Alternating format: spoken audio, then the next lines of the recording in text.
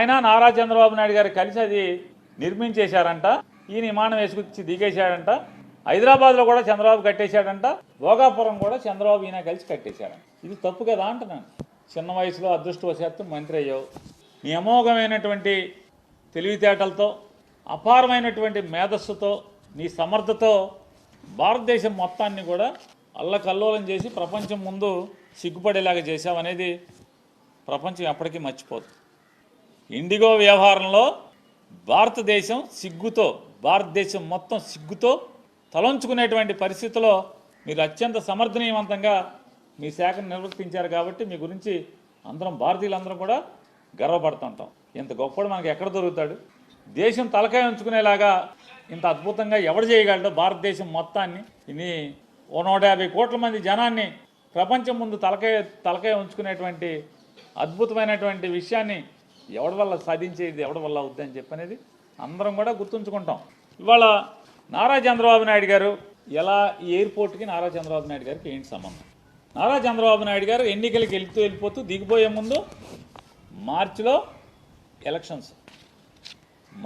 ఎలక్షన్లో ఫిబ్రవరి 14వ తారీఖున 2019 ఫిబ్రవరి 14వ తారీఖున భోగాపురం ఎయిర్పోర్ట్ కంటే ఒక దిమ్మ కట్టాడంట.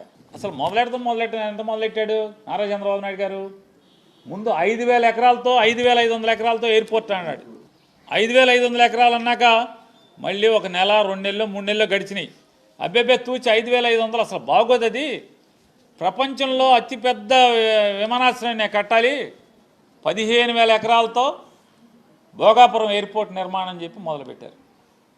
5,500 ఎకరాలు అన్నాడు, 15,000 ఎకరాలు అన్నాడు. ఒక్క ఎకరా కూడా ల్యాండ్ పూలింగ్ అవ్వకుండా, ల్యాండ్ సెటిల్మెంట్ అవ్వకుండా, భూసేకరణ అవ్వకుండా, భూమి చేతికి రాకుండా రాయేసేదాన్ని ఏమంటారు అంటే, ఎట్టాగో పోతున్నామని తెలుసు, ఎట్టాగో ఇంటికి పోతున్నాం కాబట్టి ఒక రాయేసి ఉంటే ఎప్పటికైనా నేనే వేసాను అని చెప్పి చెప్పటానికి, ఏది హైదరాబాద్ నేనే నిర్మించానలాగా నేనే వేసాను, నేనే కట్టానని చెప్పి చెప్పటానికి తప్పితే ఎందుకు పనికి వస్తుంది అంటున్నా. ఇదొక్కటే కాదు, మీరు బందర్ పోర్టుకు కూడా 33,000 ఎకరాలు భూసేకరణ నోటిఫికేషన్ ఇచ్చి 2019 ఫిబ్రవరి 7వ తారీఖున బందర్ వచ్చి శంకుస్థాపన చేశారు. ఫిబ్రవరి మార్చి, అది ఏమండి మార్చి 7వ తారీఖు, ఇకంటే మార్చి 10వ తారీఖు 15వ తారీఖు కోడ్ వస్తుంది అనుకుంటారు. మార్చి 7వ తారీఖు బందర్ పోర్టు శంకుస్థాపన చేశారు. అంటే రేపు బందర్ పోర్టు వచ్చేడు పూర్తి అయిపోతుంది కాబట్టి అది కూడా మీరు కట్టినట్టేనా? సిగ్గుపడే పరిస్థితి ఉండదు. ఓర్వకల్లో ఒక ఐరన్ ఓర్ ఫ్యాక్టరీ కూడా శంకుస్థాపన చేశారు. ఎట్లాగే ఎలక్షన్ల ముందు 2019 ఎలక్షన్ ఫిబ్రవరి మాసంలో కర్నూలులో ఓర్వకల్లో 3,500 కోట్లు 4,500 కోట్లు పెట్టి ఉక్కు కర్మాగారం నిర్మాణానికని శంకుస్థాపన చేశారు. అయిందా? భోగాపురం ఎయిర్పోర్టు జగన్మోహన్ రెడ్డి గారు రాకపోతే ఇవాళకైనా మొదలయ్యేదని అడుగుతున్నాను.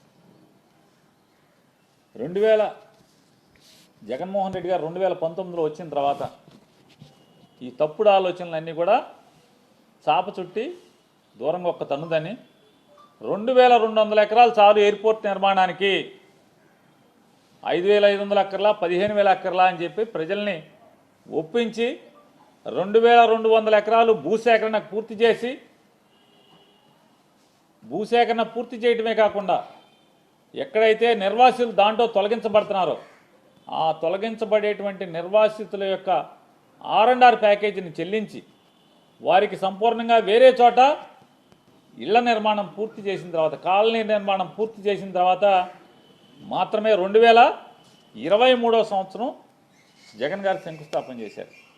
2023వ సంవత్సరంలో అప్పటికి దానికి కావాల్సిన పర్యావరణ అనుమతులు, భూసేకరణ కానీ, లేదా రైతులు కట్టాల్సిన ప్రతి నయా పైసా కట్టడం కానీ, తొలగించిన ఇళ్లకు కానీ, తొలగించినటువంటి అన్ని ప్రజలకు సంబంధించినటువంటి అవసరాలను కానీ పునర్నిర్మాణం చేసి 19లో ఆయన ఎక్కిన దగ్గర నుంచి 2023 వరకు సంపూర్ణంగా చిత్తశుద్ధితో దానికి కావలసినటువంటి అన్ని కార్యక్రమాలని పూర్తి చేసి జగన్మోహన్ రెడ్డి గారు 2023 శంకుస్థాపన చేస్తే ఆ రోజే చెప్పారు. ఆయన 2023లో శంకుస్థాపన చేసే రోజు చెప్పారు, ఈ భోగాపురం ఎయిర్పోర్టు అనేక మంది ప్రజల యొక్క, రైతుల యొక్క త్యాగం ద్వారా ఈ ఏర్పాటు కాబడుతుంది.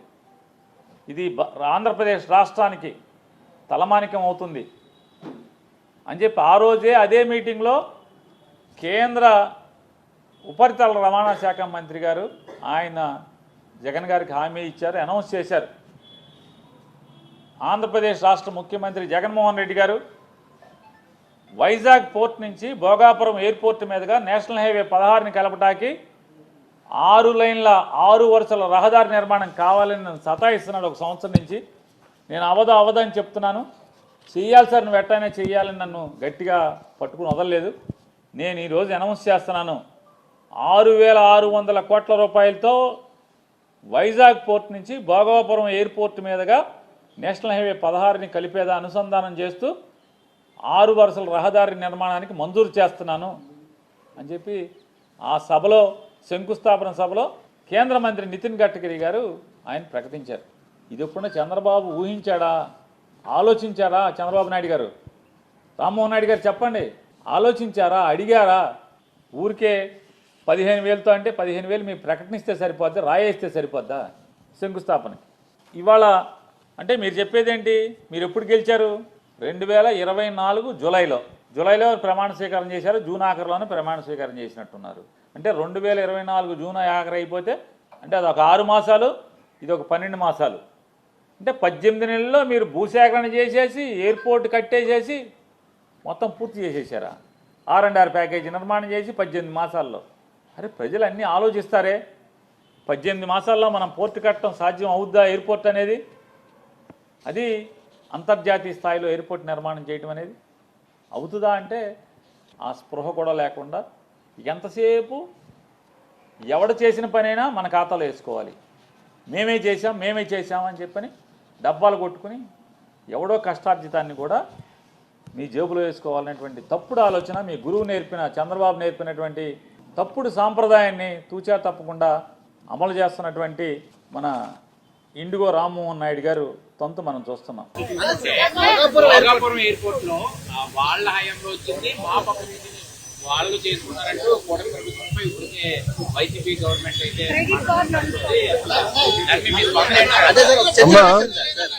ఒక మాట చెప్పాలి.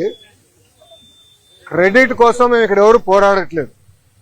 పని చేసేదానికి, ప్రజలకి పెద్ద ఎత్తున ఉద్యోగాలు, ఉపాధి కల్పించడానికి మేము అహర్నిశలు కష్టపడుతున్నాము. దయచేసి అది గుర్తుపెట్టుకోండి. ఇదే జగన్మోహన్ రెడ్డి గారు ఆనాడు ఏం చెప్పారు? ఎర్ర బస్సు రాని ఊరికి ఎయిర్పోర్ట్ అవసరమా అని చెప్పారా లేదా? వీడియో మీరు చూసారా లేదా? మళ్ళీ ఇప్పుడు ఆయన వచ్చి అన్ని మాటలు మాడితే ఎంతవరకు న్యాయం? నంబర్ 1. నంబర్ 2, ఆనాడు GMR కి సుమారుగా 2,600 ఎకరాలు కూటమి ప్రభుత్వం అందజేసింది. నన్ను అడిగితే అది ఇంకా తక్కువ.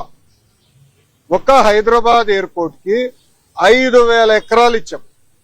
ఆనాడు ఇదే పెద్ద మనుషులు ఏమన్నారంటే హైదరాబాద్ ఎయిర్పోర్ట్ కి 5,000 ఎకరాలు అవసరమా, ఎయిర్పోర్ట్ కి 5,000 ఎకరాలు అవసరమా? ఈ రోజు మీరు హైదరాబాద్ ఎయిర్పోర్ట్ చూడండి, అదే సమయంలో బెంగళూరు ఎయిర్పోర్ట్ చూడండి. ఈ రోజు బెంగళూరు సిటీ 2వ ఎయిర్పోర్ట్ కోసం ఎత్తుకుతున్నారు. కానీ అదే హైదరాబాద్ రాబోయే 100 సంవత్సరాలు కూడా కావాల్సిన డెవలప్మెంట్ కి భూమి రెడీగా ఉంది. ఇదే టెర్మినల్ ఇంకొక మిర్రర్ కాపీ అటు పక్కన చేయొచ్చు. సో అలా ముందు చూపుతో ఒక విజన్ తో చంద్రబాబు నాయుడు గారు ఆనాడు చేశారు. జగన్మోహన్ రెడ్డి గారు అధికారంలోకి వచ్చిన తర్వాత GMR కి ఇచ్చిన భూమి కూడా వెనక్కి తీసుకున్నాడు. సుమారుగా 600 ఎకరాలు వెనక్కి తీసుకున్నారు. కూటమి ప్రభుత్వం తిరిగి వచ్చిన తర్వాత ఆ భూమి మళ్ళీ GMR కి తిరిగి ఇచ్చారు. ఎందుకు ఇచ్చారు మనం చెప్పాలి.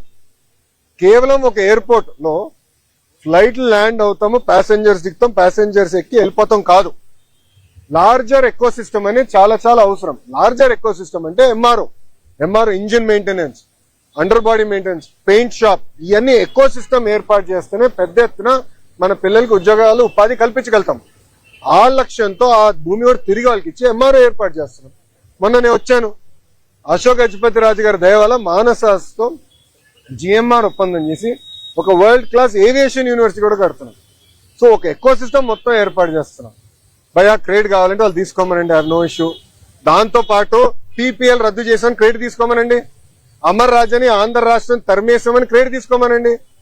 ఆనాడు అనేక కంపెనీల పైన లేబర్ అని, మన పొల్యూషన్ అని, అంతెందుకు మా అధ్యక్షులు వాళ్ళకి కమర్షియల్ కాంప్లెక్స్ అన్ని పర్మిషన్లు ఉన్నా కూడా పగలగొట్టారు కదా, ఆ క్రెడిట్ కూడా తీసుకోమని భయ్, నో ప్రాబ్లం.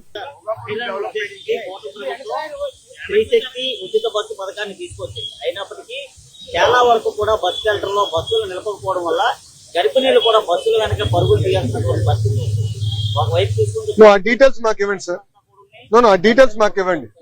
ఎక్కడ ఆగట్లేదో కొంచెం డీటెయిల్స్ ఇస్తే వీల్ కరెక్ట్. అంతేగాని ఆపాలనేది రూల్ ఉంది, we'll correct. No issue sir. Construction start అయిపోతుంది. అవసరం మళ్ళీ మంచి రోజు కోసం ఆగాలి, వర్క్ స్టార్ట్ చేయాలి. మళ్ళీ ఫిబ్రవరి వరకు మంచి రోజులు లేదు. కన్స్ట్రక్షన్ జరుగుతుంది స్టార్ట్. No issue. ఒక్క నిమిషం సార్, 1 సెకండ్. ఏం సార్,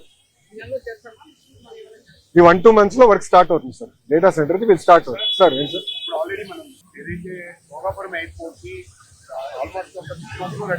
ఎస్ సార్.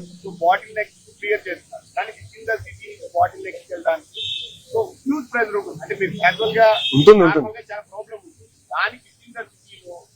ట్రాఫిక్ సమస్యలు క్లియర్ చేయడానికి ఎలాంటి ఇనిషియేటివ్ తీసుకోబోతున్నారు? అంటే అవుట్ సైడ్స్ లో క్లియర్ చేస్తున్నారు. అవుట్ సైడ్స్ కాదు, ఇక్కడ నుంచి మేజర్ రహదారులకి సిటీ నుంచి highway connectivity, roads expansion, cleaning up అదంతా జరుగుతుందమ్మా. ఆల్రెడీ విశాఖ అంటే సిటీ నుంచి మేజర్ రహదారు అంటే హైవేకి వెళ్ళేదానికి కనెక్టివిటీ ఫస్ట్ క్లియర్ చేయాలమ్మా. అది ఏం చేస్తుంటే విశాఖపట్నం ఎకనామిక్ రీజియన్ మీటింగ్ అయిన తర్వాత గౌరవ ముఖ్యమంత్రి గారు విఎంఆర్డి మన ఐఏఎస్ అధికారులకి ఏం చెప్పారంటే శాసనసభ్యులతో కూర్చుని మీరు ప్లాన్ చేసి ప్రెజెంట్ ఇట్ అని కూడా చెప్పారు. ఆ bottlenecks will clear. But నేనేమంటానంటే with all fairness, Shamshabad airport open అయినప్పుడు రింగ్ రోడ్ ఇంకా పూర్తి అవలా, పని ప్రారంభించు.